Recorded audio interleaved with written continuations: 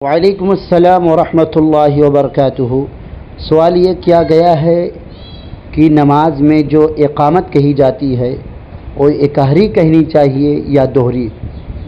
देखिए, एकहरी कहना ये अफजल और बेहतर है, इसलिए कि बुखारी और मुस्लिम की रवायत में एकहरी का ज़िक्र है और दोहरी इकामत का जो ज़िक्र है इनके अलावा की हदीस में है, और ज़ाहिर सी बात है कि बुखारी और मुस्लिम का मर्तबा बुलंद है, लिहाजा एकहरी कहना अफजल है, बेहतर है, और दोहरी भी कहना जायज़ है, दुरुस्त है।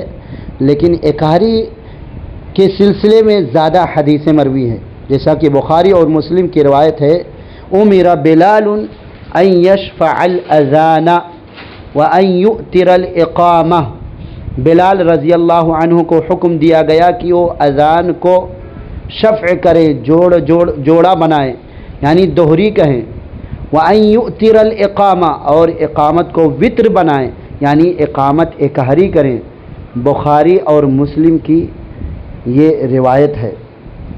लिहाजा जो लोग नहीं मानते हैं कि एकहरी इक़ामत दुरुस्त नहीं है, उन्हें अपने ईमान पर नज़र दौड़ानी चाहिए कि उनका ईमान कितना हद तक है, क्या वो नबी सल्लल्लाहु अलैहि वसल्लम से मोहब्बत करते हैं या नहीं।